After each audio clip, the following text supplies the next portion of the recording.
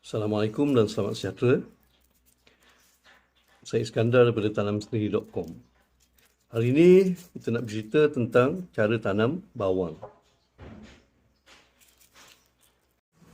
Kita boleh pilih untuk tanam daripada bulbil, iaitu kalau kita tanam bawang kan dia naik bunga, dari atas tu dia tumbuh bawang kecil.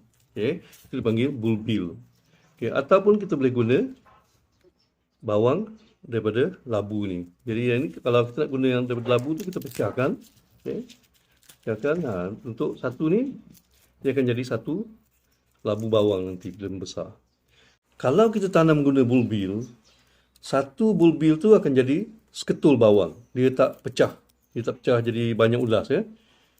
Kalau kita tanam guna ulas daripada bawang, kebiasaannya pada permulaannya dia akan jadi seketul juga. Maknanya kalau kita tuai sebelum dia pecah, dia jadi seketul juga. Tapi kalau kita simpan lama, barulah dia pecah jadi ulas-ulas yang kecil macam ni. Jadi ada yang kata kalau kita tanam bawang, elok kita guna bulbil daripada kita guna ulas bawang. Sebab mereka kata, biasanya kalau kita guna bulbil, yang pertama sekali dia tak pecah ya, dia satu ketul. Yang kedua, hasil dia adalah lebih besar daripada induk dia. Oh, bagus juga tu kan, bawang kalau ketul besar, sedap makan. Okay. Tanah. Sebab bawang kita nak cabut kan. Jadi dia memang serasi kalau kita guna tanah yang ringan. Itu tanah yang banyak pasir. Tanah yang banyak pasir tapi ada juga bahan organik dalamnya. Jadi untuk bahan organik tu kita boleh gunakan kompos ataupun humus daripada kebun ya. Iaitu yang hitam-hitam, abu-abu hitam tu, humus kita boleh guna. Tapi kita boleh juga guna kompos. Tapi main dia ialah pasir sebab kita tak mahu air bertakung. Maknanya kalau kita tanam di tanah, kalau tanah tu padat dia, padat, kita buat batas timbun dahulu. Okey, kita buat batas timbun dahulu. Cara kita semai. Jadi kita letak bahagian ujung yang halus atas, bahagian pangkal bawah. Okey. Kemudian sebelum tu kita kupas dulu. Bawah ni keras kan, dia macam berparut. Okey. Ini kita buang dulu. Okey, supaya mudah keluar akar. Jadi bawang ni dia bagus satu lagi sebab kalau kita tanam dekat kebun, dia halau perosak. Jadi kalau kita tanam dekat tomato, memang serasi lah. Okay. Tomato ke apa-apa pokok ataupun sayur yang banyak perosak, kita tanam bawang di antara dia. InsyaAllah selesai masalah perosak. Masa semai, kita letak je benih, iaitu ulas ni ataupun bulbil.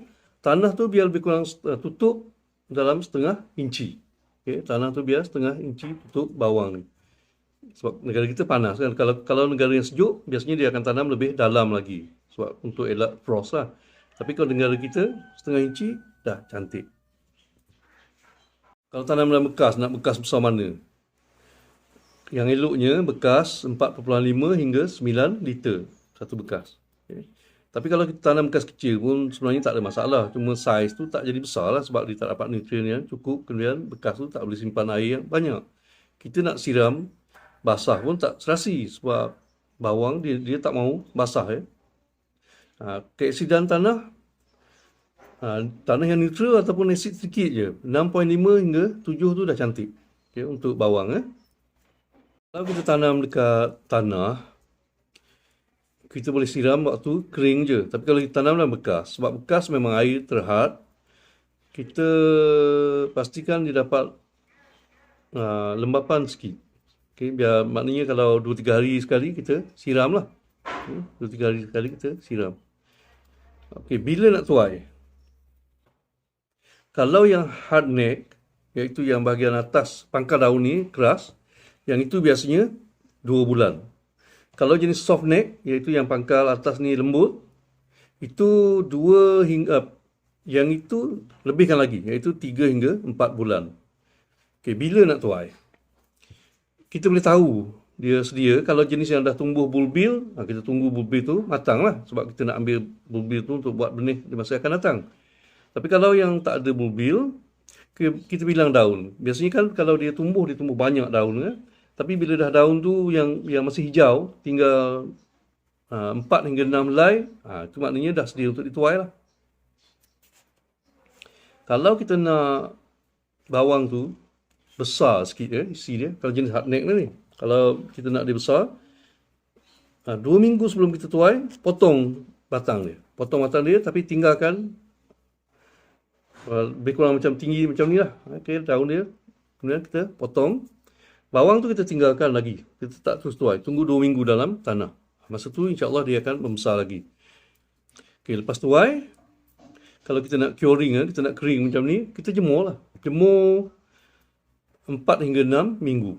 Biasanya kita jemur, kita ikat banyak-banyak. Satu bunch, satu rumpun, kita jemur di bawah, di tempat panas selama 4 hingga 6 minggu. Okay. Dan bawang kalau kita tanam sendiri, rasa dia memang sedap sebab fresh kan. Okay. Dan daun bawang pun kita boleh makan.